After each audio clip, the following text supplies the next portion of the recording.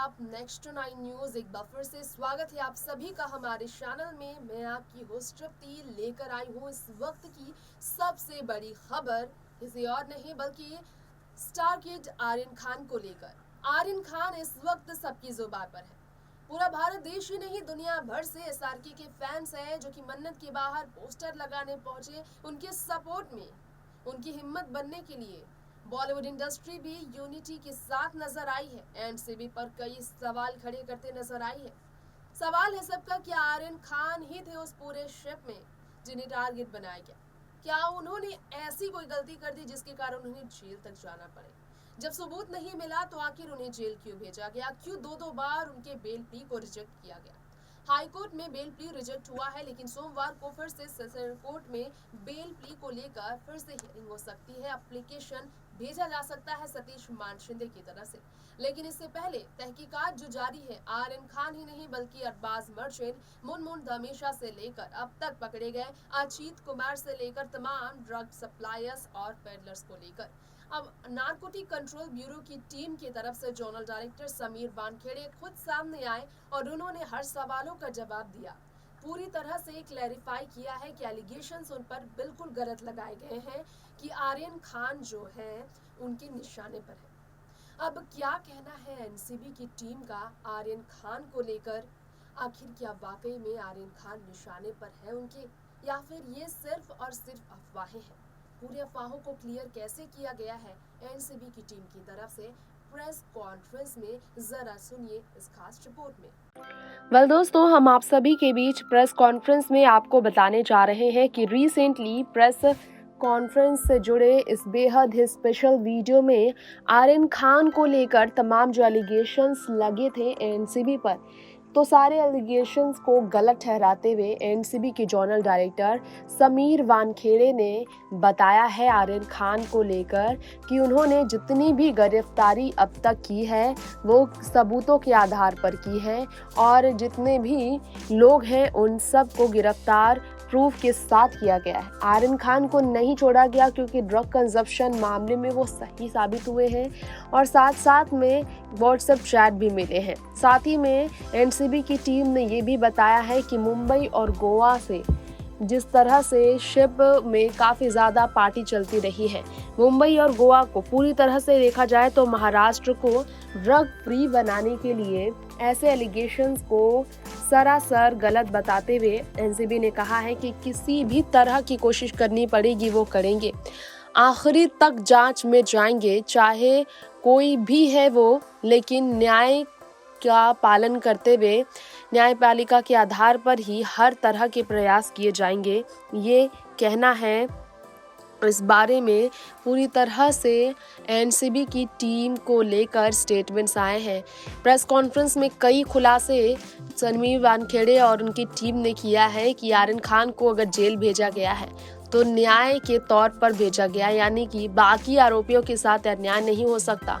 जो जिस आरोप में फंसा है वो उनके साथ ऐसा ही ट्रीट किया गया। इससे पहले भी कई ड्रग डीलर्स को सजाएं तक मिली है, महीनों जेल गुजारना पड़ा है, जेल में सजा काटनी पड़ी है।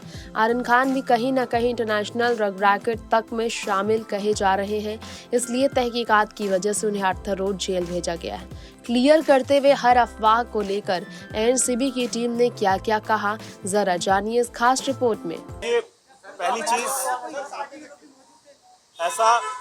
ऐसा सुनने में आ रहा था कि 8 लोगों को हमने गिरफ्तार किया है और एनसीबी ने 3 को छोड़ा है, जबकि मैंने अभी जो स्टेटमेंट जारी किया है उसमें बताया कि हमने 6 लोगों को साक्ष्यों के अभाव पर छोड़ा है। एनसीबी एक प्रोफेशनल ऑर्गेनाइजेशन है। हम किसी जाति, धर्म, पार्टी या एफिलिएशन के आधार पर काम नहीं करते हैं। सबूतों के आधार पे माननीय न्यायालय के सुपरविजन में काम करते हैं।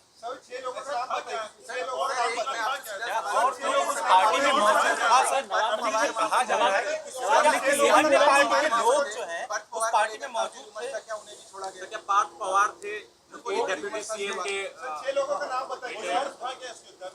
पार्थ पवार थे क्या सर? जो 6 लोगों में क्या नाम बता रहे नाम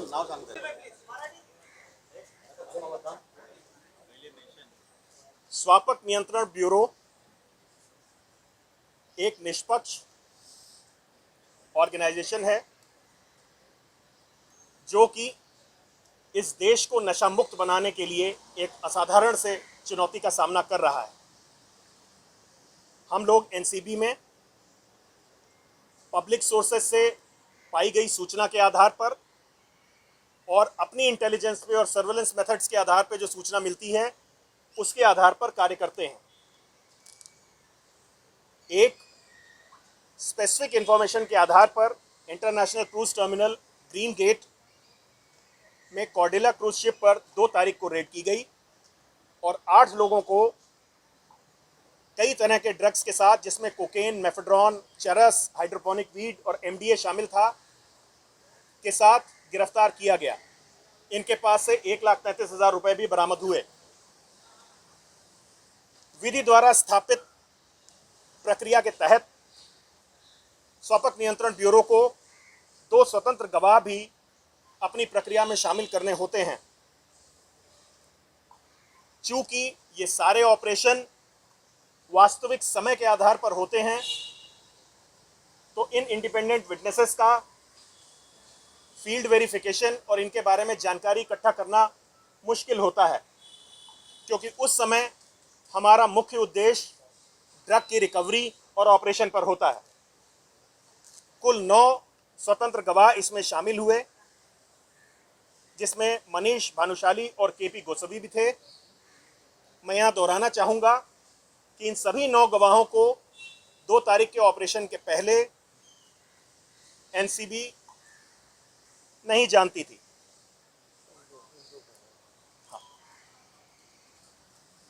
चूंकि इस रेड में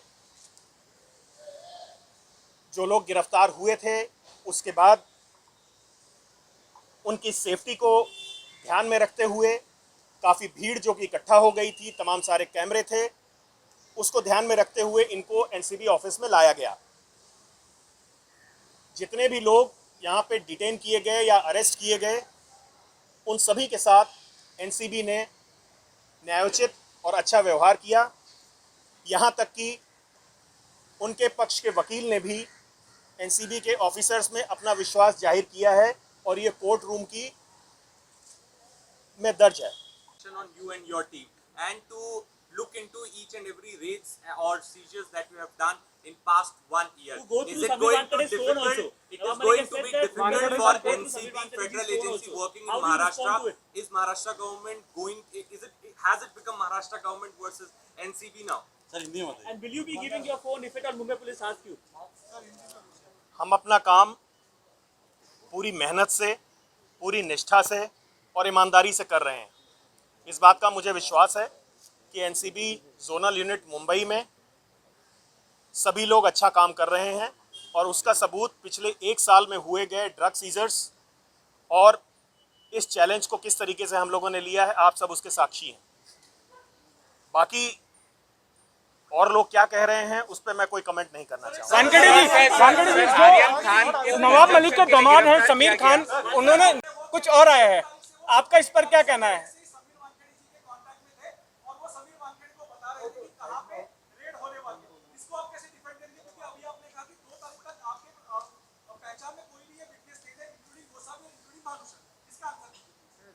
आपने जो क्वेश्चन पूछा है, जो आपने अभी प्रश्न पूछा है, ये जैसा कि इंडिपेंडेंट विटनेसेस हैं, ये क्या कहते हैं उस पर हमें कोई टिप्पणी नहीं देना चाहिए। ये इंडिपेंडेंट लोग हैं, जो उन्हें कहना है वो कहते हैं, हमें जो कहना है माननीय न्यायालय के सामने करेंगे। सर समीर खान के आरोप पर क्या कहेंगे? सर समीर खान के आरोप पर क्या कहेंगे कि वो ड्रग्स नहीं थे? सर इम्पोर्टेंट क्वेश्चन है। तो सुना आपने कि एनसीबी की टीम ने कैसे आर्यन खान को लेकर क्लेरिफाई किया है कि ये सिर्फ अफवाह है कि आर्यन उनके निशाने पर है। वो हर उस पेडलर को गिरफ्तार कर रहे हैं, हर उस आरोपी को गिरफ्तार कर रहे हैं जिन पर एक शक और सबूत का एक भी आधार मिल रहा है। ड्रग रैकेट से लिंक अप इनडायरेक्टली भी किसी का मिल रहा है, तो उन्हें कानूनन तरीके से कार्यवाही के लिए एनसीबी गिरफ्तार कर रही है। खैर उम्मीद है कि एनसीबी अपने मनसे में कामयाब जरूर हो अगर वो सही है, लेकिन अगर आर्यन खान की गलती नहीं, अगर वाकई में आर्यन खान अपनी कुछ गलती से सुधार भी करना चाहते हैं, तो उन्हें ज़रूर मौका मिलना चाहिए ये हम जरूर कहेंगे। वेल, आपकी क्या राय है, आप कमेंट बॉक्स में हमें जरूर बताएं। फिलहाल वक्त हो चला है आपसे इजाजत लेने का। देश दुनिया और एंटरटेनमेंट से जुड़ी हर खबरों के लिए बने रहे आप हमारे चैनल नेक्स्ट 9 न्यूज के साथ। नमस्कार।